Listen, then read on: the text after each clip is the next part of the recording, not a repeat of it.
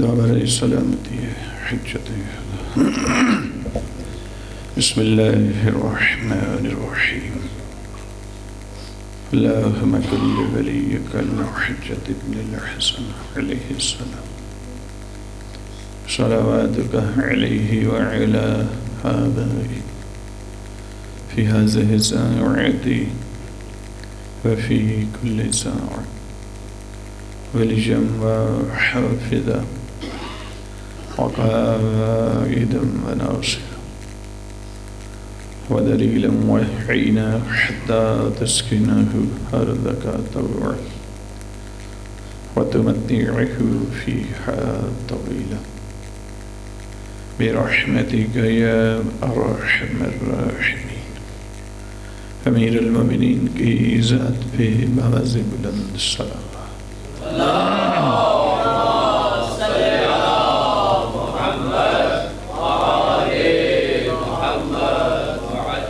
جناب صدیقہ طاہرہ صلوات اللہ علیہ کی خوشنودی کے لیے باری دیگر بلند آواز میں صلوات. اللہم صلی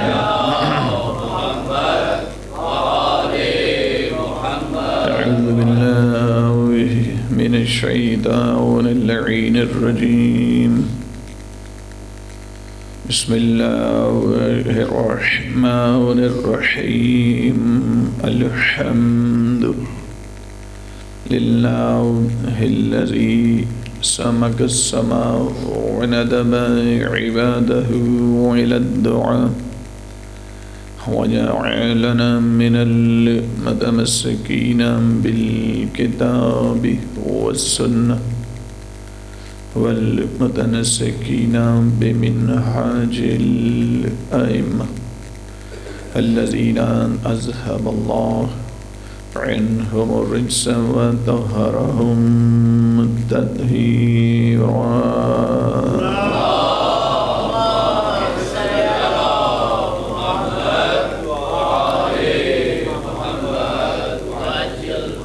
ثم الصلاة والسلام على رسوله المبعوث لهداية الأمم وتعاليم مكارم الأخلاق والشيم.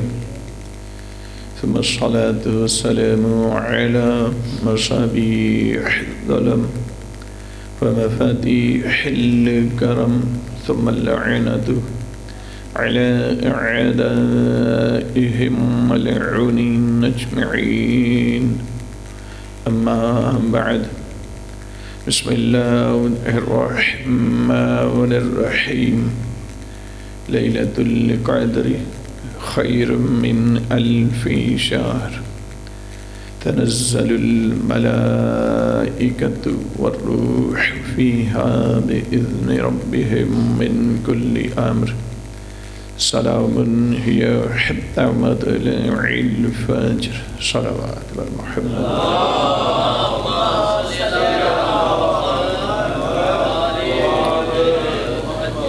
نعرہ تکبیر. نعرہ تکبیر. نعرہ رسالت. نعرہ رسالت. نعرہ حیدری. نعرہ حیدری. حسینیت. حسینیت. یزیدیت. یزیدیت. مل کے باز بلند صلوات.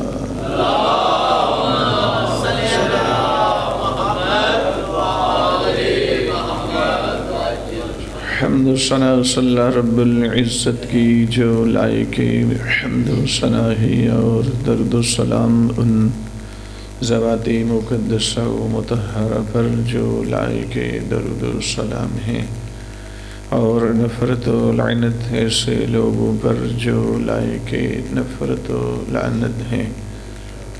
سلام ہو امیر المومنین پر. توجہ ہے حضور.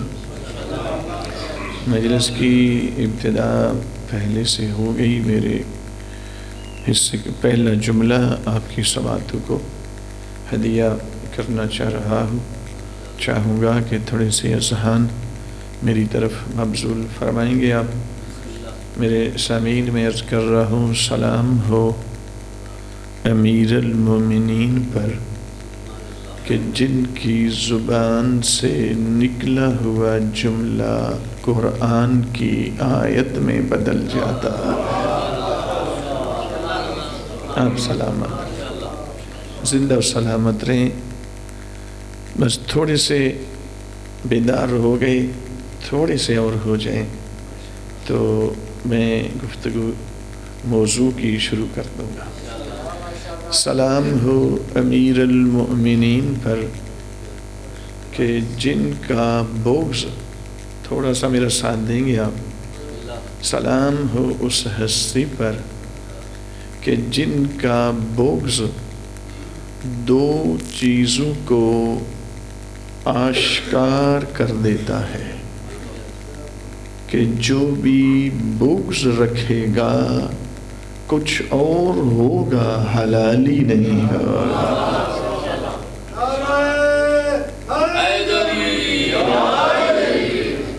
یہ ثابت کر دے گا بغض علی، یہ مہر ثبت ہو جائے گی۔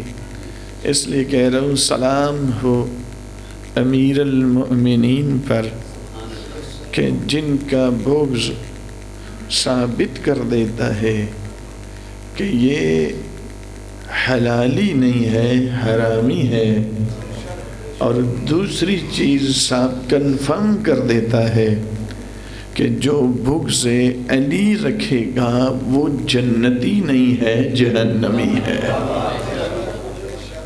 اسی دنیا میں سند لے کے جائے گا، اور اس کے برعکس بھی اگر آپ دیکھیں تو میں کہوں گا سلام ہو امیر المؤمنین پر کہ جن کی محبت بھی دو چیزیں آشکار کر دیتی ہے، کہ یہ محبت اترتی ہی اس قلب کے اندر ہے جو حلالی ہوتا۔ اگر نہیں سمجھ آئی تو سید سجاد کا وہ جملہ جو دربار یزید میں خطبہ دیتے ہوئے فرمایا کہ 6 نعمتیں اللہ نے ہمیں وہ دی ہیں، نہ پہلو میں کسی کو مل سکی، نہ آخرین میں سے کسی کو مل سکتی ہیں۔ 5 نعمتیں بتانے کے بعد چھٹی پہ آئے تو فرماتے ہیں یزید سن والمحبت فی قلوب المؤمنین، ہم آل محمد کے لیے چھٹی نعمت یہ ہے کہ ہماری محبت اللہ صرف حلال زادوں کے دل میں اتارتا ہے۔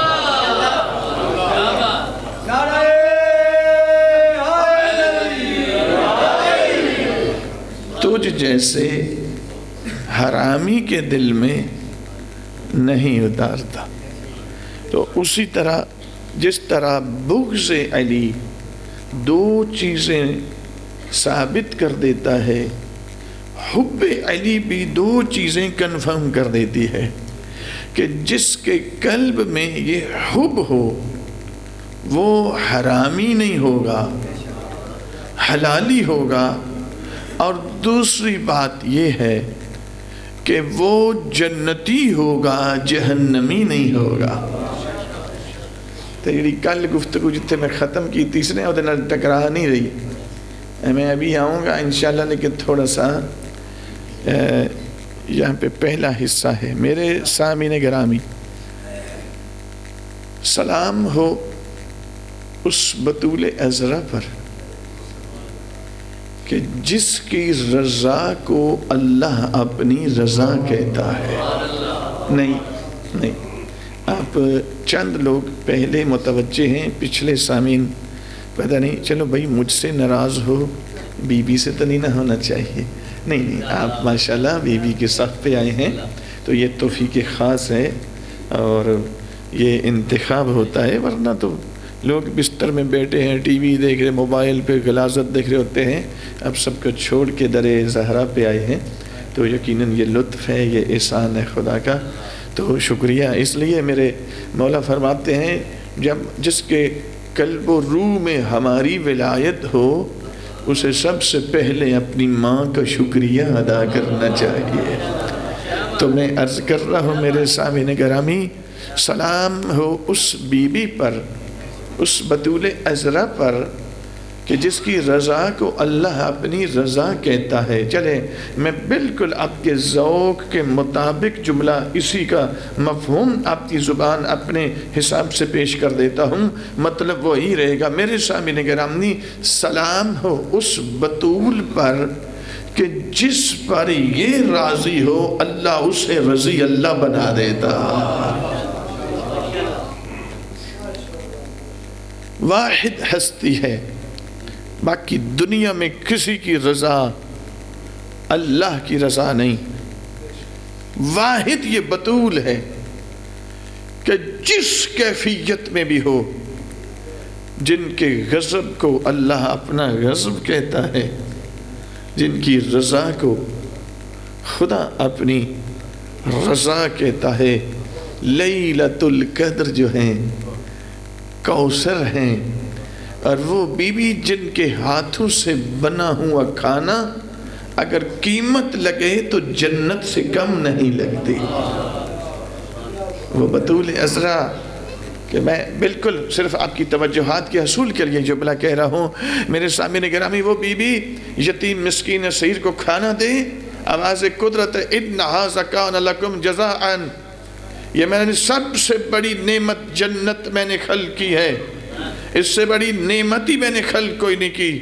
اے سیدہ، تم نے یتیم مسکین اسیر کو میری محبت میں 3 دن بچوں کے ساتھ مل کے کھانا دیا، میں نے سب سے بڑی نعمت اپنی جنت تمہیں جزا کے طور پہ عطا کر دیا۔ پروردگار یہ 3 دن کا عمل ہے، تو نے سب سے بڑی نعمت جزا کے طور پہ دے دی۔ یہ 3 دن کے عمل سے کوئی بڑا عمل کر گئے تو پھر کیا تو دے گا؟ اس سے بڑی تو نے نعمت ہی خلق کوئی نہیں کی۔ آواز قدرت آتی ہے سعیکم مشکورہ، میں ان کا شکریہ ادا کر سکتا۔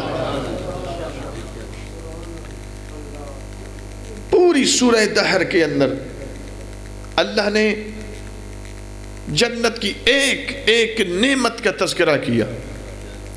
اس میں سلسبیل کا تذکرہ، دودھ کی نہروں کا تذکرہ، چشموں کا تذکرہ، سونے کے سنہری تاج کا تذکرہ، ریشمی لباس کا تذکرہ، ہر نعمت کا تذکرہ۔ لیکن حوریں ایک جنت کی نعمت تھی، اللہ نے ان کا تذکرہ اس صورت کے اندر نہیں کیا۔ پروردگار عالم جہاں تے باقی نعمتوں کا تو نے تذکرہ کر دیا، وہاں تے جنت کی حوریں بھی تو ایک نعمت تھیں، وہاں ان کا بھی تذکرہ کر دیتا تو کیسے کرتا میرے سامعین گرامی؟ اس لیے اللہ نے یہاں حوروں کا تذکرہ نہیں کیا، کیونکہ اس صورت نے اللہ نے زہرا کا تذکرہ کیا ہے، اور جہاں زہرا موجود ہو وہ جنت کی حوریں بن کر نہیں، کنیزوں کی شکل میں آتے۔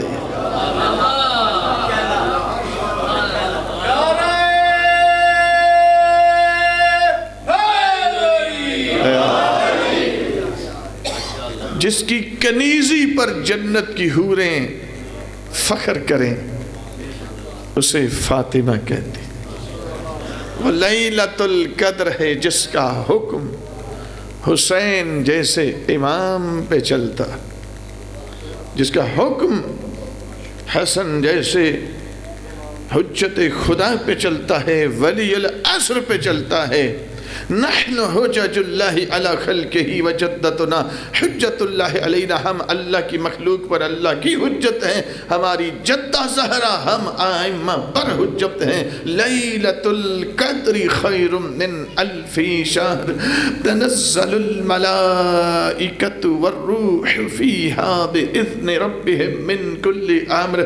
یہ لیلۃ القدر کب سے ہے؟ کل ایک حدیث پیش کی، گفتگو میری ساری کرتے ہوئے اسی پہ سارا ٹائم نکل گیا، میں آگے بڑھنا چاہ رہا تھا، لیکن کل جو گفتگو رہ گئی وہیں سے آگے بڑھتے ہیں۔ لیلۃ القدر کو ملائکہ بھی اترتے ہیں، روح بھی اترتی ہے، اترتی کہاں پہ ہیں؟ یہ کسی مولوی صاحب کے دروازے پہ آتے ہیں، یا محدث کے دروازے پہ آتے ہیں، یا کسی حافظ صاحب کے پاس ملائکہ لیلۃ القدر کو آتے ہیں۔ چونکہ نبی اکرم کے بعد سے لے کر آج تک 1447 ہجری ہو گئی، تو 1436 مرتبہ یہ لیلۃ القدر آئی ہے نبی کے بعد۔ تو ذرا سوچ کے بتائیں وہ کون سا گھرانہ ہے کہ جس کے گھرانے پر، جس کے دروازے پر 1436 مرتبہ کم از کم یہ ملائکہ بھی اترتے رہے ہیں، روح بھی اترتی رہی ہے۔ وہ کون سا گھرانہ ہے؟ اسی کا نام، چونکہ جہاں ملائکہ اور روح اترتے ہیں امر الہی لے کر، تو امر وہیں پہ آئے گا جو اولی الامر ہوگا۔ ایسے تو نہیں نا خدا نے سورہ نساء کے اطیعوا اللہ واطیعوا الرسول واولی الامر منکم، اللہ نے 3 ہستیوں کا تذکرہ کیا، لیکن حکم اطاعت 2 مرتبہ دیا، اپنے لیے الگ سے دیا، اطیعوا اللہ وَأَطِيعُوا الرَّسُولَ وَأُولِي الْأَمْرِ مِنْكُمْ، لیکن رسول اور اولی الامر کے لیے اللہ نے اکٹھا حکم دیا، اور دونوں کے درمیان ایک واو لگائی کہ واو عاطفہ ہے۔ واو عاطفہ کی پریشان تو نہیں ہو رہے آپ؟ واو عاطفہ کا مطلب یہ ہوتا ہے کہ واو سے پہلے والے کے لیے جیسا حکم ہے واو سے بعد والے کے لیے بھی ویسا ہی حکم ہے۔ یعنی مطلب کیا ہے کہ جیسی اطاعت میرے رسول کی ہے ویسی اطاعت اولی الامر کی ہے۔ تو اطاعت ہوتی ہے حکم کے جواب میں، حکم ایک جیسا ہوگا تو اطاعت ایک جیسی ہوگی، اور حکم ایک جیسا تب ہو سکتا ہے جب دونوں کی صفات ایک جیسی ہوں گی۔ صفات ایک جیسی دونوں کی تب ہو سکتی ہیں جب دونوں کا مزاج ایک جیسا ہوگا، مزاج دونوں کا ایک جیسا تب ہو سکتا ہے جب دونوں کی حقیقت ایک جیسی ہوں گی۔ لیکن کائنات میں کسی کے پاس ایک ایسا بندہ ہے تو لے آئے جس کی حقیقت میرے نبی کی حقیقت سے ملتی ہو، میں ابھی اس کا پیچھے نماز پڑھوں گا۔ لیکن اگر کسی کے پاس ایک نہیں ہے تو میرا علی بھی ایسا ہی ہے، میرا بارواں بھی ایسا ہے۔ اس لیے میرے نبی فرمایا اولنا محمد وآخرنا نحن کلنا، میرا پہلا، میرا اوسط، میرا آخر، ہم سب کے سارے کے سارے محمد۔ میرے سامنے گرامی ملائکہ کہاں اترتے رہے؟ ابھی 3 ماہ کے بعد جب لیلۃ القدر آئے گی تو پھر بھی تو ملائکہ اتریں گے، تو کس کے پاس جائیں گے؟ میاں صاحب کے پاس، انڈیا میں مودی کے پاس؟ تو عقل سے کام لیں، ان پہ اگر آئے بھی نا تو امر لے کے نہیں آئیں گے، وہی لے کے آئیں گے جس کا استحقاق رکھتے ہیں، جو کر رہے ہیں وہی ہے۔ میرے مولا چھٹے مولا سے غالباً یہ حدیث ہے، ایگزیکٹ مجھے نام ہے معصوم کا فرمان ہے، لیکن ہے چھٹے مولا یا ان کے بعد، میرے مولا فرماتے وہ کون سی شخصیت ہے جس کے لیے زمین والے دعائیں مانگتے ہیں، آسمان والے لعنت کرتے ہیں؟ وہ بنو امیہ کا ایک حکمران ہے، عمر بن عبدالعزیز، کہ تو کام جتنے بھی اچھے کر لے بالآخر، مثلا فرض کریں میں مجلس میں بہت اچھی پڑھوں، قرآن بہت اچھا پڑھوں، بڑے اچھے انداز میں پورے مخارج کے ساتھ، خشوع و خضوع کے ساتھ، لیکن یہ میں قبلہ صاحب کی اٹھا کے چوری پہن لوں تو وہ خوبصورت انداز میں پڑھا ہوا قرآن قبول ہو جائے گا؟ نہیں سمجھے؟ کہاں جانا ہے؟ میرے سامنے کہاں اترتے ہیں ملائکہ؟ کہاں اترتی ہے روح؟ یہ روح پوچھا گیا 5ویں مولا سے، یا ابن رسول اللہ، یہ روح آیا ملائکہ میں سے ہی کوئی فرشتہ ہے؟ فرمایا نہیں، ملائکہ کا تذکرہ اللہ نے پہلے کر دیا، تنزل الملائکۃ، یہ ملائکہ الگ ہے، والروح اور روح، فرمایا ہے اعظم من الملائکہ، فرمایا جبرائیل میکائیل تو بہت چھوٹے ہیں، عظمت میں یہ بہت بلند ہے۔ مولا یہ روح کیا ہے؟ فرمایا ہے یہ روح القدس، یہ روح القدس ہے۔ مولا کہاں پہ ہے؟ فرمایا فی فاطمہ الزہرا، یہ وجود زہرا میں ہے۔ اب اس لفظ کو تھوڑا سا میں واضح نہ کروں گا تو بالکل ایسے ہی ہوگا، چلا جاؤں گا، نہیں، اس کو سن لیں، سمجھ لیں۔ سامعین، روح کی 5 قسمیں ہیں: روح الحیات، روح القوت، روح الشہوت، روح الایمان، روح القدس۔ جو روح کی پہلی 3 قسمیں ہیں، روح الحیات، روح القوت، روح الشہوت، بلا تفریق مسلک و مذہب، یہ ہندو میں بھی ہیں، مجوسی میں بھی ہیں، یہود و نصارہ میں بھی ہیں، مسلمان میں بھی ہیں، مومن میں بھی ہے، منافق میں بھی ہے، کافر و مشرک میں بھی ہے، جو خدا کو مانے اس میں بھی ہے، جو خدا کو نہ مانے اس میں بھی ہے۔ یہ حارث بن نعمان فہری میں بھی تھی، سلمان فارسی میں بھی تھی۔ لیکن سامعین گرامی، یہ روح کی پہلی 3 قسمیں ہر انسان کے اندر اللہ نے رکھی، لیکن جو روح کی 4تھی قسم ہے جسے روح الایمان کہتے ہیں، میرے امام فرماتے ہیں یہ اللہ اسی قلب میں اتارتا ہے جو حلال زادہ ہوتا ہے۔ روح الایمان۔ اب کوئی ایمان کے پہلے درجے پر، کوئی دوسرے پر، کوئی تیسرے پر، کوئی چھٹے پر، کوئی 9ویں پر، کوئی 10ویں پر، یہ اتنا وسیع میدان ہے نا روح الایمان کا۔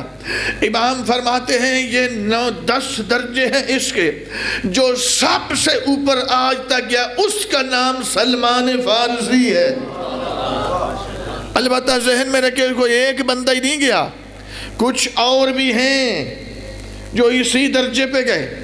میرے 4تھے مولا، 5ویں مولا، 6ٹھے مولا، 3 ائمہ کے صحابی ہیں وہ، حضرت ابو حمزہ سمالی 5ویں امام فرمایا کرتے تھے اگر کوئی ہمارے زمانہ میں سلمان محمدی کو دیکھنا چاہے تو ابو حمزہ سمالی کو دیکھ لے۔ فرمایا ایمان کے جس درجے پر سلمان تھے اسی درجے پر ابو حمزہ سمالی ہے۔ 4تھے مولا اکثر کوفہ میں رہنے والے تھے، یہ پیغام بھیج کر بلایا کرتے تھے، خود پیغام بھیجتے، جب یہ حاضر ہوتے نا تو میرے مولا فرماتے ابو حمزہ جانتے ہو تجھے کیوں بلایا؟ کہ مولا آپ بہتر جانتے ہیں، ادب یہ ہوتا ہے۔ مولا میں کچھ نہیں جانتا۔ فرمایا اس لیے بلایا تجھے دیکھتا ہوں مجھے تسکین ملتی ہے۔ ایسی شخصیات کو سمجھنے کی کوشش کریں، یہ کرتے کیا تھے اہل بیت علیہ السلام۔ اور جب میرے وقت کے امام تشریف لائیں گے تو سید سجاد بھی آئیں گے، خالی ہاتھ نہیں آئیں گے، ایک ہاتھ اپنے ہاتھ میں پکڑا ہوگا، امام زمان کے ہاتھ میں دے کر کے بیٹے میری طرف سے یہ ہدیہ قبول کر لو۔ جس کا یہ ہدیہ تن ہاتھ پکڑائیں گے نا امام زمان کے ہاتھ میں، وہ کسی اور کا ہاتھ نہیں، اسی ابو حمزہ سمالی کا ہاتھ ہوگا۔ توجہ فرمائے سامعین، اب امام فرماتے ہیں یہ روح الایمان تشقیق دار ہے، درجہ بے درجہ ہے۔ کوئی پہلے درجے پہ ہے تو بھی روح الایمان، کوئی 10ویں درجے پہ ہے تو بھی روح الایمان۔ لیکن میرے سامعین گرامی، مومن جتنا ارتقاء کی منازل طے کر جائے، جتنا معنویت کے درجے پہ فائز ہو جائے، روح الایمان کو کراس نہیں کر سکے گا، اس کے اندر رہے گا، اس میں وسعت بہت زیادہ ہے۔ میرے سامعین گرامی، جس نے بڑی پرواز کی وہ منا اہل البیت بنا، جو اس کے نیچے ایک درجہ رہا ابو ذر غفاری، اس کے لیے نبی نے فرمایا زمین نے اسے اٹھایا کوئی نہیں، آسمان نے اس پہ سایہ کیا کوئی نہیں جو اس سے بڑھ کر بھی سچا ہو۔ یہ 9ویں درجے پہ فائز۔ میرے صاحبین گرامی تو روح الایمان ہے، پس مومن کے اندر روح الایمان، لیکن جس کا نام اللہ نے روح القدس رکھا ہے، اس کو سمجھ لیں گے نا تو یقین کریں سیدہ کے فضائل کے پہلو بہت بڑا روشن ہوگا۔ فرمایا یہ جو روح القدس ہے یہ اللہ کسی مومن میں نہیں، یہ اللہ اس میں رکھتا ہے جس کے وجود کے اندر کبھی ناپاکی آئی ہی نہ ہو۔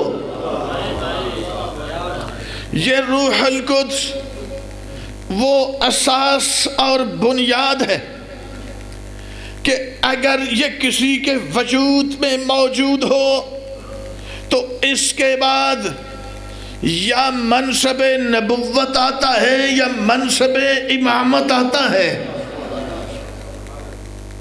تھوڑا سا میرا ساتھ دیں گے آپ؟ یہ روح القدس یہ وہ طاقت ہے، یہ وہ وجود کا ایک رتبہ خدا کس کے وجود میں رکھتا ہے؟ بدن آدم میں رکھی تھی، بدن نوح میں رکھی تھی، بدن ابراہیم میں رکھی تھی، بدن موسیٰ و عیسیٰ میں رکھی تھی۔ میں اس کا ایک مثال صرف سمجھانے کے لیے، عیسیٰ علیہ السلام جہاں روح القدس ہوگی، جہاں نہیں ہوگی وہاں بھی کچھ نشانیاں ظاہر ہوں گی، جہاں ہوگی وہاں بھی کچھ نشانیاں ظاہر ہوں گی، جہاں نہیں ہوگی وہاں کیا ہے؟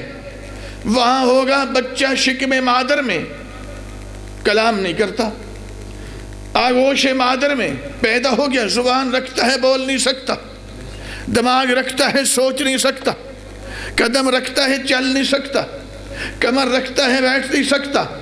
صاحبین گرامی 2 3 4 سال کا ہوا تو آہستہ آہستہ بولنا شروع ہوا، کسی کو سمجھ آئی کسی کو نہ آئی، بڑا ہوا 1 ویلنگ کی گر گیا، سر میں چوٹ لگ گئی، پاگل ہو گیا۔ یہ پاگل پن وہاں پہ آئے گا جہاں روح القدس نہیں ہوگی۔ جب نہیں ہوگی تو یہ اثرات ہوں گے، بخار 106 ڈگری کا ہو گیا، ایسے ہی اول پھول، ذہنی توازن ختم، ٹھیک، ملک الموت آ گیا، بے اختیار پڑا۔ چونکہ روح الایمان تو ہوگی، پہلے 4 درجے تو ہو سکتے ہیں لیکن 5واں درجہ نہیں، لیکن جس میں 5واں درجہ روح القدس والی روح ہوگی وہ کیا کرے گا؟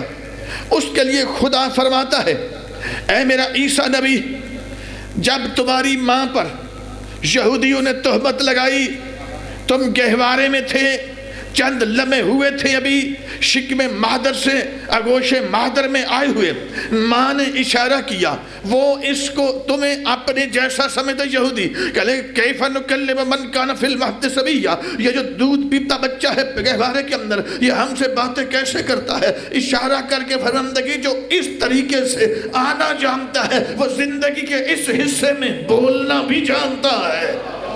نہیں بس مثال کے طور پہ اس جملے کو لے میں آگے بی بی سیدہ کی بارگاہ میں اپنے آپ کو لے کے جانے لگا ہوں۔ صاحبین گرامی یہ روح القدس آواز قدرت آتی ہے، اذ تکلم الناس فی المہد ایدتک اپنے روح القدس، اے میرا عیسیٰ نبی آپ گہوارے میں تھے، لوگوں سے ہم کلام ہوتے تھے، دنیا کا کوئی بچہ اس زندگی کے حصے میں کلام نہیں کر سکتا، میرا عیسیٰ آپ تھے لیکن آپ ہم کلام ہوتے تھے، کیوں ہوتے تھے؟ اس لیے کہ ہم نے تمہاری تائید روح القدس سے کر رکھی تھی۔ یہ روح القدس جہاں ہوگی وہاں یہ قوت ہوگی، لذا روح القدس بنیاد اور اساس ہے، جس کو بھی منوانا چاہے کوئی لے آئے۔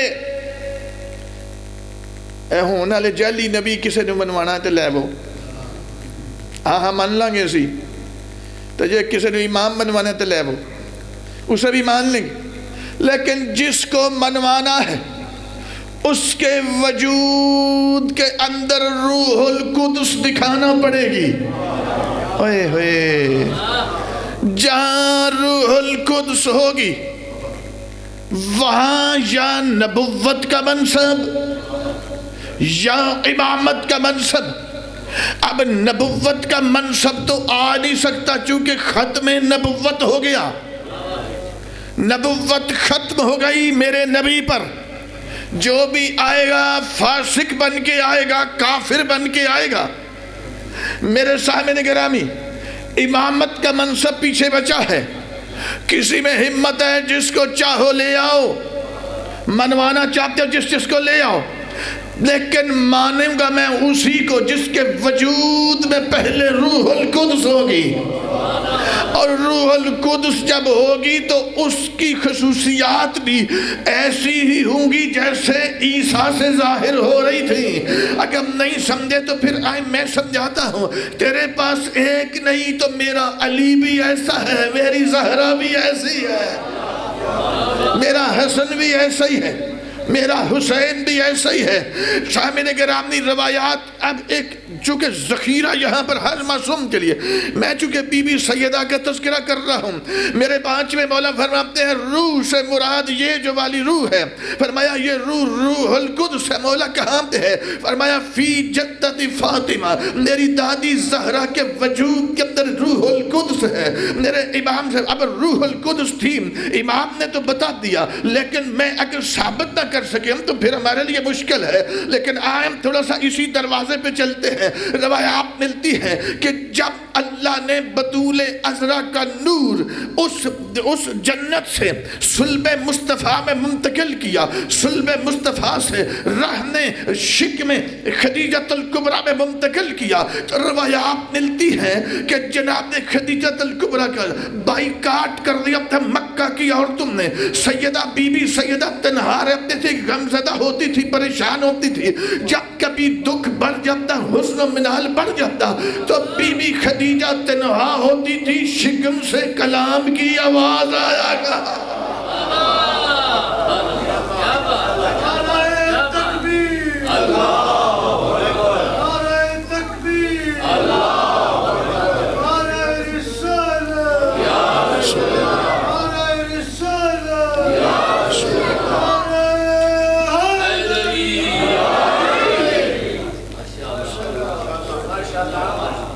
بی بی سیدہ اپنی ماں کے ساتھ تنہائی میں گفتگو کرتی تھی، اور جناب خدیجۃ الکبریٰ رضی اللہ نہیں، صلوات اللہ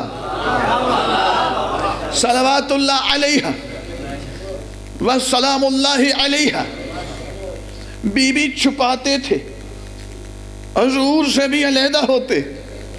ایک دن ماں اور بیٹی گفتگو کر رہی تھی، جو اوپر سے نبی آ گئے۔ میرا کیا فرماتے ہیں خدیجہ یہ کس سے کلام کر رہی ہو؟ کہا مولا یہ جو بچہ میرے بطن اطہر میں ہے نا، جب دیکھتا ہے کہ میں پریشان مجھ سے باتیں کرتا ہے، یہ مجھ سے ہم کلام ہوتا ہے۔ کہا خدیجہ یہ بچہ نہیں ہے، یہ میری بیٹی ہے، اور خدا نے مجھے یہ بشارت دی ہے میری نسل خدا میری بیٹی سے ہی چلائے گا، یہ میری بیٹی ہے۔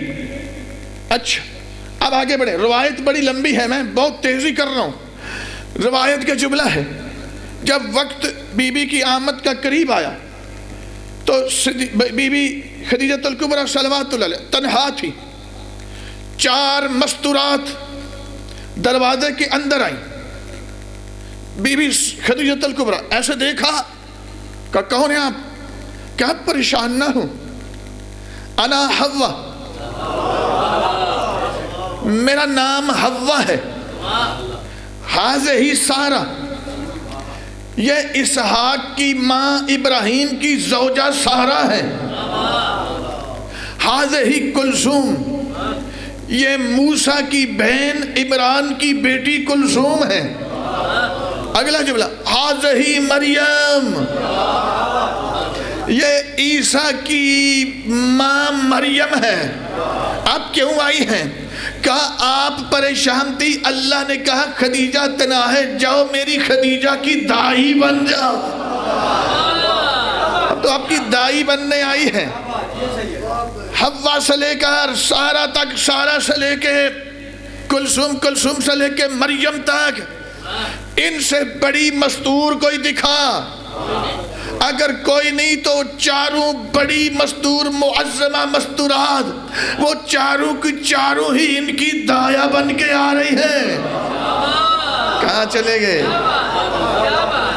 ان کی دایا بن کے آ رہی ہیں۔ اچھا اب روایت، ایک بی بی دائیں بیٹھ گئی، ایک بائیں بیٹھ گئی، ایک آگے بیٹھ گئی، ایک پیچھے۔ میں ترجمہ مفہوم پیش کر رہا ہوں، کتاب ابھی بھی گاڑی میں پورا عربی متن ہے، بہت لمبی حدیث ہے میرے سامنے گرامی۔ اس طرح سے چاروں جہات میں چاروں مستورات بیٹھ گئیں۔ اچانک ہوا کیا؟ ایک نور کا حجاب حائل ہوا، جس نے آنا تھا وہ دنیا میں آئی۔ اللہ اکبر۔ حدیث کا جملہ ہے، حدیث کا جملہ ہے کہ سیدہ نے آتے ہی کیا اپنا سر سجدے میں رکھا، اور سجدے میں رکھ کر کیا کہا؟ اشہد اللہ الہ الا اللہ واشہد ان ابی محمد رسول اللہ وان بعلی ولی اللہ امیر المومنین۔ نے فاطمہ زہرا دنیا میں آتے ہی سر سجدے میں رکھ کر یہ گواہی دیتی ہوں، اللہ کے سوا میرا معبود کوئی نہیں، میرے بابا کے سوا میرا رسول کوئی نہیں، اور میرے شوہر علی کے سوا میرا ولی کوئی نہیں۔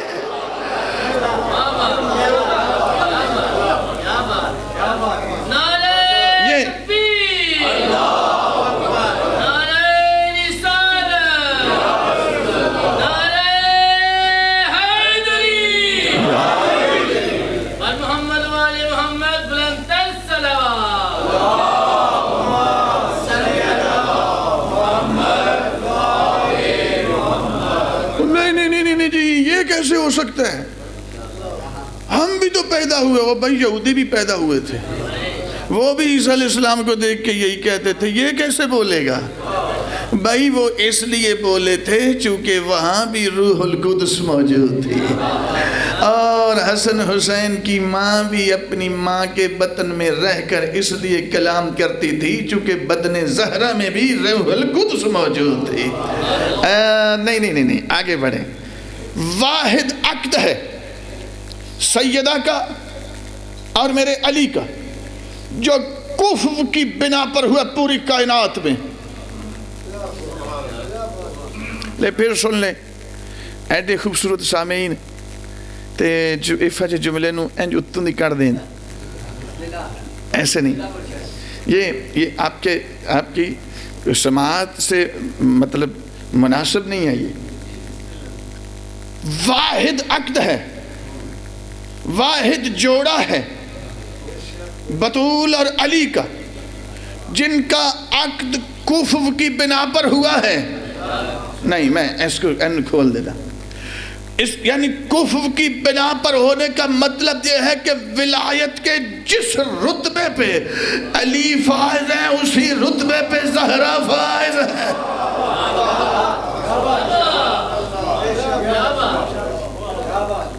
میں نے ابتدا میں کہا تھا نا، روح القدس جہاں ہوگی وہاں یا تو نبوت یا امامت یا ولایت، ٹھیک ہے؟ تو نبوت تو باب ہو گیا بند، اور امامت بھی منصب ہے، تو منصب کے لیے مخلوق ہونا شرط ہے، مرد ہونا بھی شرط ہے۔ تو بی بی سیدہ مخلوق تو ہے پر مرد نہیں ہے، تو منصب بھی نہیں آئے گا۔ تو پھر بی بی ولیت اللہ بھی ہے، تو یہ ولایت کون سی ہے؟ تو جی میں ثابت ہی نہ کر سکا تو اے رکھندہ تو پھر فائدہ کیوں نہیں؟ اے میں اتھے ہی اتار دینا تو چلا جانا اسے توڑے نالی۔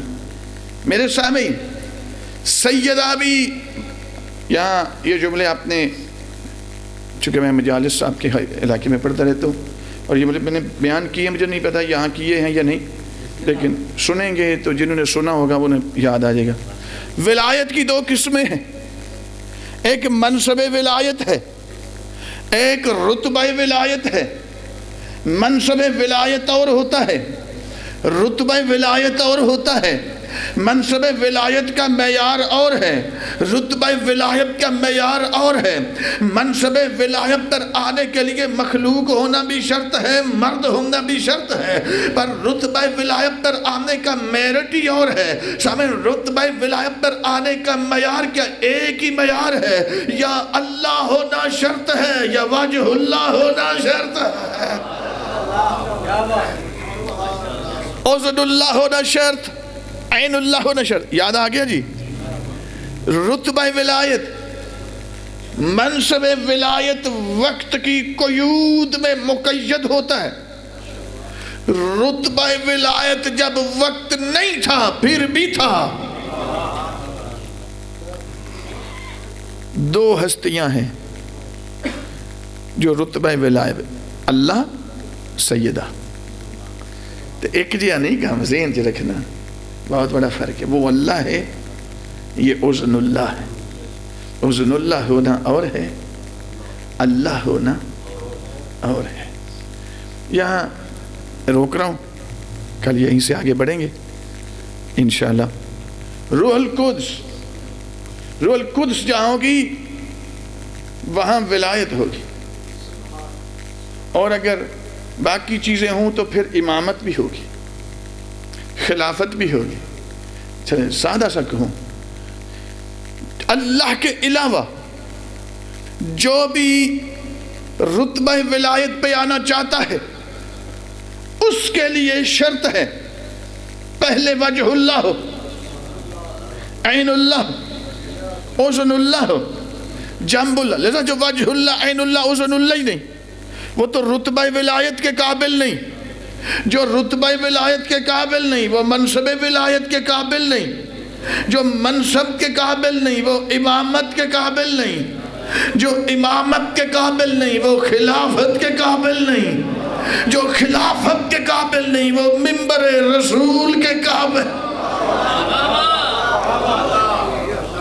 ٹھیک ہے جی؟ بی بی سیدہ ولایت تو رکھتی ہیں لیکن منصبی ولایت رکھتی ہیں یا رتبہ ولایت رکھتی ہیں؟ بھائی یہ تجزیہ تحلیل بہت ضروری ہے، ورنہ قدم قدم پہ الجھتے جائیں گے۔ تو میرا مزاج یہ نہیں ہے کہ میں کسی کو شک میں ڈال کے چلا جاؤں، ایسے ہوگا نہیں۔ بس میرے سامنے گرامی، یہ بھی سیدہ کفر کی بنا، یہیں سے جی انشاءاللہ کل گفتگو آگے بڑھے گی، اور انشاءاللہ میں ولایت زہرا پیش کروں۔ اللہ آپ کو سلامت رکھے۔ بی بی سیدہ کے مذہب پر ثابت قدم رہنے کے لیے ہمارے بچوں کی ہماری پیدائش حلال طریقے سے ہونا شرط ہے۔ غیر مشروع طریقے سے پیدا ہونے والا بچہ اگر کبھی محبت کر بھی بیٹھے تو کر سکے گا نہیں، ثابت قدم نہیں رہے گا، پھسل جائے گا، منحرف ہو جائے گا۔ حضرت آیت اللہ وحید خراسانی دامت برکاتہ وہ فرماتے ہیں کہ امام کے ظہور سے پہلے لوگ صحیح اعتقادات سے بہت زیادہ منحرف ہوں گے۔ کیوں؟ کہتے ہیں دو سبب ہیں۔ ایک سبب یہ ہے کہ بچوں کی پیدائش زیادہ تر غیر مشروع طریقے سے، تو ہم سمجھتے ہیں وہ کوئی ایک طریقہ ہی ہے، کوئی کسی غلط جگہ پر کوئی جا کر خیانت کرے نام جو اس کے لیے جائز نہیں ہے، وہ ایک مورد ہے۔ ایک مورد میں نے کل بھی پیش کیا، عمرہ کیا، حج کیا، طواف النساء نہیں کیا۔ ارے بھائی غلطی ہو گئی، ابھی سے نیابت بھی کروا لو، اور جب تک نہ ہو جائے پھر تھوڑا سا دور رہے۔ سمجھ گئے میری بات؟ میں کچھ پردے میں بات کر رہا ہوں، سب کچھ نہیں، میں کیا کروں؟ اس لیے ہمارے بچے بھی ہیں، مستورات بھی ہیں یہاں، تو پھر فاصلہ رکھیں اپنی زوجہ سے اتنی دیر تک جب تک یہ جتنے عمرے کی ہیں اتنے طواف النساء نہیں کرا لیتے، خود کرا لیں یا کریں یا نیابت میں کروا لیں؟ کروائیں ضرور، ٹھیک. اور اگر اس کے بعد شادی ہوئی، عمرہ کیا، طواف النساء نہیں کیا، تو پھر پہلے نیابت میں کروائیں، پھر نکاح پڑھوائیں اسی کے ساتھ. وہ تو نکاح ہی نہیں ہے. اور میرے وقت کے امام جب ظہور فرمائیں گے نا تو اس طرح کے جتنے لوگ ہوں گے جدا کر دیں گے انہیں. اور اگر جان بوجھ کے کیا تو پھر تو جان چھوٹے گی نہیں، پھر تو حد نافذ ہوگی. آگے پڑھیں. پریشان تو نہیں ہو رہے آپ؟ تو جے تس آل محمد دی فک سن کے پریشان ہونا ہے تو پھر آل محمد نو چھڑ دیو. ہاں سچی بات ہے، یہ قانون خدا ہے جو آل محمد کے ذریعے ہم تک پہنچا، اور یہ ان قریب میرے مولا آنے والے ہیں. کوئی وقت نہیں ہے بھائی، بالکل قریب ہے. جس بدے کیا دامن کلیئر نہیں، وہ کس طرح سے کہتے ہیں اللہم عجل لولیک الفرج. میرے امام کے ظہور میں تعجیل فرما، جلدی جلدی آئے. کیسے ہو؟ ابھی مثلاً دیکھیں ہمارے معاشرے میں، پاکستان میں، بر صغیر میں طلاقیں ہوتی ہیں یونین کونسل کے تھرو. میں دوسرا مورد پیش کرنے لگا ہوں، بڑی جلدی سے کروں گا. طلاق ہوتی ہے یونین کونسل عدالت کے تھرو. اچھا مرد نہیں دیتا، عورت جا کے خلا لے لیتی ہے. اسی طلاق پہ آگے نکاح ہوتا ہے. ارے بھیا جب یہ اہل بیت اس طلاق کو طلاق ہی نہیں مان رہے تو شرعاً تو یہ زوجہ ہے پچھلے شوہر کی. طلاق طلاق طلاق. روز ایک تسبیح پڑھیں ایک بھی نہیں ہوگی. ہاں ایک تسبیح روز کریں نا اس طرح، ایک بھی نہیں ہوگی. چیجے کہ کٹھی 3 ہو جان، ایک بھی نہیں ہونی. اور بھائی اس اللہ نے نکاح کی بھی شرطیں رکھی ہیں، طلاق کی بھی شرطیں رکھی ہیں. نکاح میں اتنی سختی نہیں کی جتنی طلاق میں کی ہے. مثلا نکاح میں گواہ رکھنا مستحب ہے، نہ بھی رکھیں ہو جائے گا، نکاح ہو جائے گا. طلاق میں گواہ رکھنا واجب ہے، نہ رکھیں نہیں ہوگی. اور گواہ بھی کون سے؟ سورہ طلاق پڑھیں اور اس کی آیت نمبر 2 پڑھیں. وَأَشْهِدُ ذَوِي عَدْلٍ مِّنْكُمْ. ارے مولوی صاحب پریشان نہ ہویا کرو کہ تمہیں اپنے حلالے کی مشکل ہوتی ہے نا تو لوگوں کی زندگیاں تباہ نہ کرو، لوگوں کے خاندانوں کو ختم نہ کرو، نہ گھروں کو اجاڑو. خدا کہتا ہے جب طلاق دو عادل گواہ رکھو. عادل پتہ کی ہوں جان دے ہو؟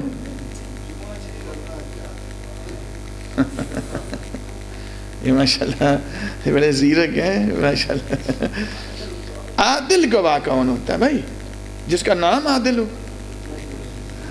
عادل گواہ مثلا ایک بندہ کبھی نماز پڑھتا ہے کبھی نہیں، فقہ کہتی ہے تو عادل نہیں. عادل نہیں تو طلاق میں گواہ بننے کے قابل نہیں. اچھا نہیں، نمازیں تو پوری ہیں، روزے پورے جان بوجھ کے کچھ چھوڑے ہوئے ہیں، فقہ کہتی ہے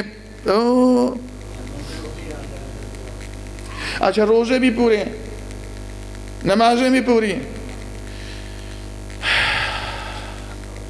تھوڑا جا یہاں پہ ہاتھ رکھ لیں اور اگلی بات سن لیں. سال میں ایک تاریخ رکھنا واجب، اس مقرر تاریخ پہ حساب کرنا واجب.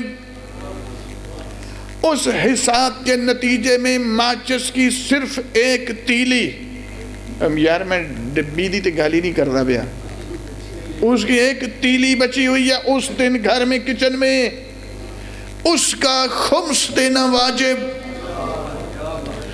دیتا ہوں تو عادل ہوں، نہیں دیتا آل محمد کی فقہ میں عادل نہیں. اور عادل نہیں تو طلاق میں گواہ بننے کے قابل نہیں. سمجھ آ گئی؟ یہ شرط بھئی اس کی بڑی طلاق کی شرط ہے عادل ہونا. اس معیار پہ تو پورا اترے نا. اچھا چلیں، ہومس بھی پورا، روزے بھی پورے، حج ایک واجب تھا وہ نہیں کیتا، نمازیں پوری. فقہ کہتی ہے جان بوجھ کے چھوڑا، چل بیٹھ جا پیچھے، تو طلاق میں گواہ بننے کے قابل. صیغہ طلاق تو پڑھا جائے گا نا، تو عادل گواہوں کی موجودگی میں پڑھا جائے گا. تو جو ہے میرے سامعین، اچھا عورت ناپاکی کی حالت میں ہو، نکاح ہو جائے گا. ناپاکی کی حالت میں ہو، طلاق نہیں ہوگی. میں چونکہ دوسری جہت بیان کر رہا ہوں نا، بہت لمبا نہ ہو جائے، مجلس ٹائم ہو گیا، لیکن معافی چاہتا ہوں بھائی، یہ جملہ مجھے مکمل کر لینے دیں. میرے سامعین گرامی، صیغہ طلاق ہوگا عورت کے لیے اس وقت جب صیغہ طلاق پڑھا گیا، پاکیزہ حالت میں ہونا شرط، عادل گواہوں کی موجودگی شرط، شوہر کی اجازت شرط، شوہر ہٹ درم ہو تو حاکم شرع کی اجازت شرط.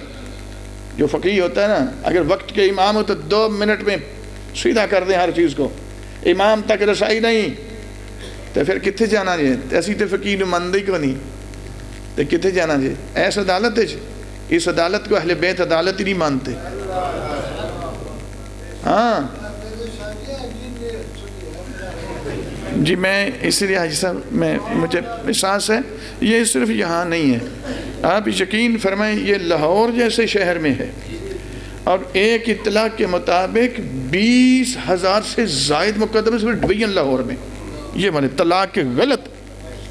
اور بہت ساری جگہوں پہ مجھے لے گئے نکاح پڑھنے کے لیے. میری کوشش تو ہوتی ہے کہ میں شرطیں اتنی رکھتا ہوں کہ کم لے کے جائیں، کہ بھئی موسیقی نہیں بجے گی، بے حجابی نہیں ہوگی، اگر ہوگی تو میں اٹھ کے چلا ہوں گا. وہ پھر میری وجہ سے وہ سینے پہ پتھر رکھ کے تو تھوڑا سا تو کر ہی لیتے ہیں. لیکن کئی جگہوں پہ ایسے ہوا ہے. میں گیا ہوں نکاح فارم پہ، بچی کو طلاق ہوئی ہے. ارے بھائی طلاق لے کر آؤ. وہ یونین کونسل والی یا عدالت والی، اور بھائی یہ تو طلاق نہیں ہے، طلاق شرعی دکھاؤ مجھے. جی وہ کیا ہوتی ہے؟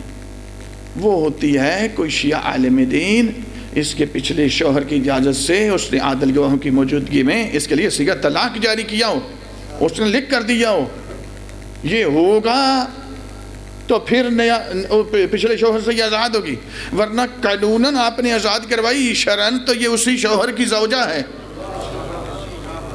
وہ پھر آدھی انگلش بولتے ہیں آدھی اردو، تو انہیں کہ میں بھی جاننا مینوں تو متاثر نہیں تو کر سکنا نا ان چیزاں تو نہ مینوں مرعوب کر سکو دے. میں اٹھ کے آتا ہوں، یقین کریں بہت سارے مومن ہیں جو واقعاً انہوں نے عمل کیا اور کہا جی ہم اپنی غلطی، برات واپس گئی، حالانکہ بہت مشکل وقت ہوتا ہے، لیکن انہوں نے دکھایا اور واپس گئی. پھر صیغہ طلاق پڑھا، عدت میں بیٹھی پچھلے شوہر کی طرف سے، عدت پوری ہوئی، پھر ان کا نکاح ہوا. یہ ابھی ایک سیشن جج ہے میرے بڑے قریب ہیں، وہ روزانہ مجھے ایک میسج بھی کرتا ہے. ان کی سگی بھانجی کا یہ مسئلہ تھا، برات آ گئی تو بچی کو 11 سال پہلے قانونی طلاق ہوئی، شرعی طلاق نہیں ہوئی. میں نے کہا بھائی یہ تو نہ میری قبر خراب کروائیں، نہ اس بچی کی، نہ اپنی کروائیں، یہ نکاح نہیں ہوگا. اگر کوئی غلطی سے میں تو چلا جاؤں گا، کسی سے جھوٹ بول کے آپ نے پڑھوا لیا تو ذہن میں رکھنا یہ نکاح نہیں ہوگا، یہ پچھلے شوہر کی زوجہ ہے. یہ اپنی عزت جھوٹ سے بڑھانے کی کوشش نہ کریں. اسی وقت گئے، وہ پچھلا شوہر جو تھا ان کی تو لڑائی تھی، پر میں نے کہا میں جاتا ہوں. پریشان تو نہیں ہو رہا؟ یہ میں اس لیے کہہ رہا ہوں کہ آپ کو اس کی اہمیت واضح ہو جائے. تقریباً رات 11 بجے میں وہ دوسری فیملی وہ میرے جب نکلے باہر تو وہ تعلق والے نکلے. وہ میں نے کہا یہ ظلم تم نے کیا 11 سال پہلے بچی کو 11 سال پہلے, اب یہ اس کے لیے تم نے صیغہ طلاق کیوں نہیں پڑھایا؟ فوراً بلاؤ بیٹے کو. اسے اجازت لی. پھر میں نے اگلے دن جا کے, چونکہ وہاں پوری برات میں عادل گواہ کو نہیں تھے, اینے تیسی ہیں ایسی کتنے کھڑے ہیں, پوری برات میں 2 بندے مجھے عادل نہیں ملے. بندے نے داڑھی منڈوائی ہوئی تو میں نے آکھے بھی میں بن جاؤں پرا ہو.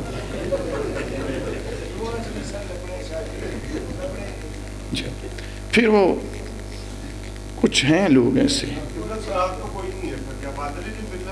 نہیں وہ پھر ہیں کچھ ایسا بھی نہیں ہے, ایسے ہیں ظاہر ہے وہ تو مطلب چنے ہوئے لوگ ہیں نا. بہرحال ان کو اگلے دن پھر میں نے عادل گواہ بٹھائے, بچی سے پوچھا کہ اس وقت بیٹے آپ پاکیزگی کی حالت میں ہیں؟ انہوں نے وہ کیا, میں نے صیغہ طلاق پڑھا, سرٹیفکیٹ بنا دیا, عدت گزری, پھر اس کے بعد وہی بارات آئی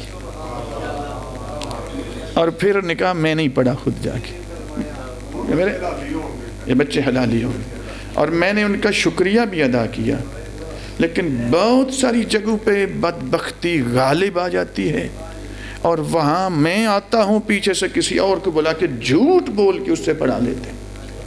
جتنے بچے ہوں گے, میں تو صرف مہورت یہ پیش کر رہا تھا, اتنی گل لمبی ہو گئی, جتنے بچے ان کے ہوں گے ان کا اٹھنا بیٹھنا, ایک دوسرے کا رہنا, ایک دوسرے سے بات کرنا, ایک دوسرے کو دیکھنا دونوں کا حرام ہے.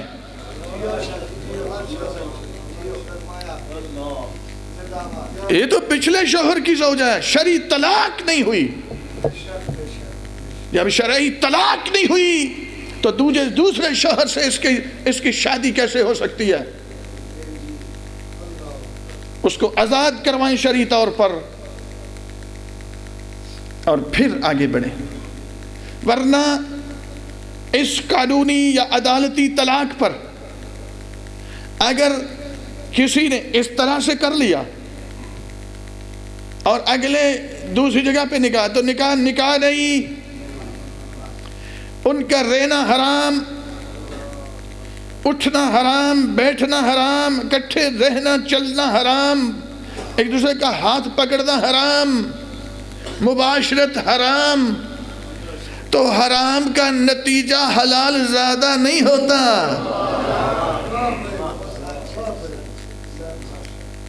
فقہ آل محمد کو فالو کریں. یہ پاکیزگی کے علاوہ کوئی چیز بتاتی ہی نہیں. یہ تمہاری نسلوں کو پاکیزہ کرنے کے لیے یہ آئی ہے. آیت اللہ وحید خراسانی, خدا ان کو لمبی زندگی دے, ہمارے بزرگوار ہیں, وہ فرماتے ہیں امام حسین علیہ السلام کی شہادت اور جامع زہرا کی شہادت اگر یہ نہ ہوتی دنیا میں کوئی حلال زادہ ہوتا ہی نہ. ان کی وجہ سے شریعت اصلی شکل میں باقی آئی, اور اصلی شکل میں آئی تو ان پر عمل پیرا ہوئے لوگ, ورنہ فارغ. اللہ آپ کو سلامت رکھے. سید آپ پہ راضی ہوں. میں چاہ رہا تھا اتنے ٹائم تک مجلس مکمل ہو جاتی, لیکن جی مصائب کے بغیر مجلس مکمل نہیں.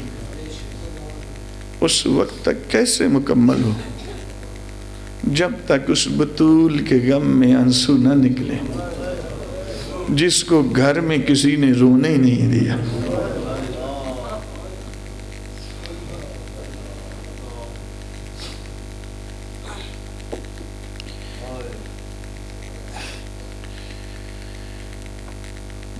وہ بی بی سیدہ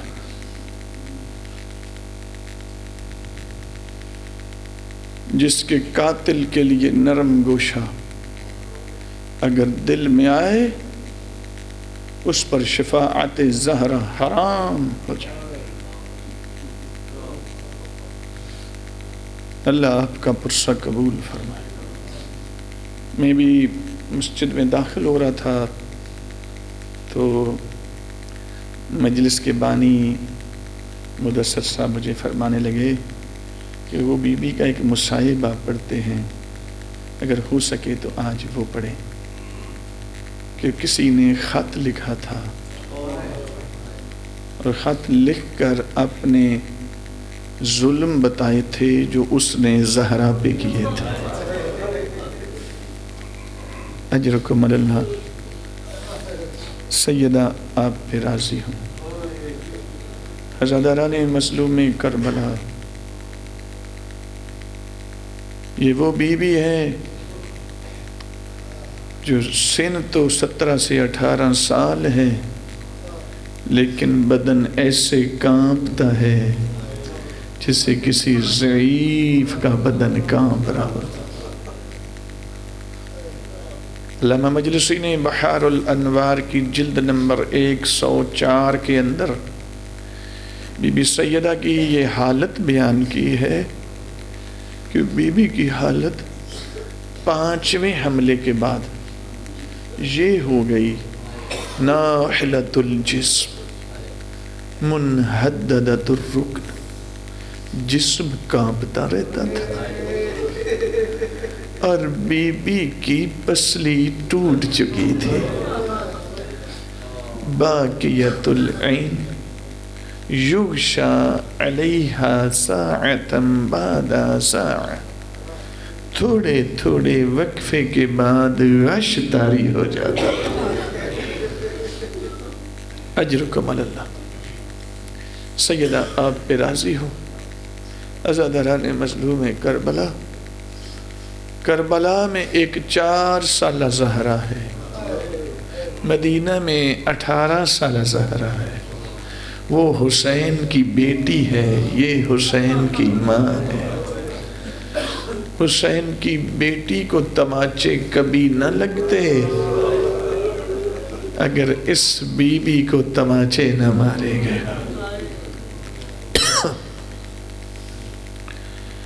سوچ کے بتائیں کہ آل محمد نے بیٹیوں کو جنم اس لیے دیا تھا کہ جس کا جی چاہے نے تماچے مارنا۔ بس 2 جملے سنے، اللہ آپ کا پرسہ قبول فرمائے۔ روایات اس طرح ہیں، پوری سند کے ساتھ وہ خط موجود ہے۔ کتاب کا نام اہل سنت کی کتب اور شیعہ کتاب ظلامت الظہر، حضرت آیت اللہ علی احمدی المیانجی رحمہ اللہ، انہوں نے بھی اس کو نگرا، پوری سند وہاں پر موجود ہے کہ جس وقت کربلا کی امام حسین کی شہادت کے 26 یا 27 دن کے بعد رسمی طور پر مدینہ میں قتل امام کی خبر آئی، تو مدینہ میں کچھ گھرانے وہ تھے جہاں صف ماتم بچ گئے اور کچھ گھرانے وہ تھے جہاں پہ رقص شروع ہوا قتل حسین کی خوشی میں۔ میں بتا سکتا ہوں کس کی بیٹی تھی جس نے سب سے پہلے حسین کے قتل پہ رقص کیا ہے مدینہ میں؟ کون سے بنو امیہ کے گھرانوں میں ناچ گانے کی محفلیں ہوئیں قتل حسین کی خوشی میں۔ بنو ہاشم کے گھرانے صف ماتم بچ گئے۔ عزاداران مظلوم کربلا، جب یہ خبر پہنچی عبداللہ بن عمر روتے ہوئے نکلے، پہنچے دربار یزید شام، لمبا سفر کیا، دربار یزید روتے، وہاں بھی روتے ہوئے داخل۔ یزید چونکہ اس کی بڑی عزت کرتا تھا، چونکہ اس نے اس کی بیعت کی ہوئی تھی اور کہا تھا کہ یہ بیعت عام بیعت نہیں، اللہ رسول کی بیعت ہے، یزید کی بیعت عبداللہ بن عمر نے کی ہوئی تھی۔ تو یہ جب پہنچا وہاں روتا ہوا، اس نے کہا تیرے رونے کا سبب کیا ہے؟ کہا میں نہ روں، تو نے کیا کیا کربلا میں؟ تو نے نبی کے بیٹے کے لاشے پہ گھوڑے دوڑا دیے، میں نے سنا ان کے سینے کی ہڈیاں پیچھے چلی گئیں اور پچھلی ہڈیاں آگے نکل آئیں، اور جب علی کی بیٹیاں حسین کے لاشے پہ پہنچی تو بدن کے، میں نے سنا بدن کے جس حصے کو ہاتھ لگاتی تھی وہی جدا ہو جاتا تھا، اور تو نے یہ ظلم کیا، اور پھر ان علی کی بیٹیوں کو قیدی بنایا۔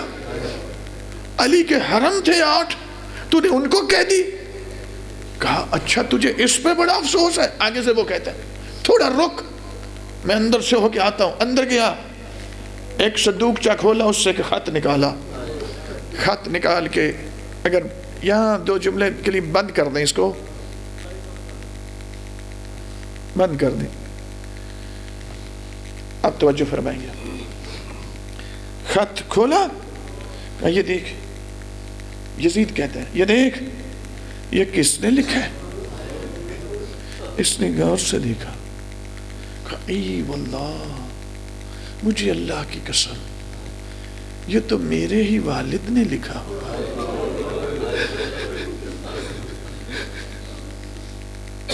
اچھا پکا ہو گیا نا، تو نے قسم کہی، اب پڑھ ذرا اس کو، تو مجھے الزام بعد میں دینا، ذرا دیکھ تو صحیح بنیاد کس نے رکھی۔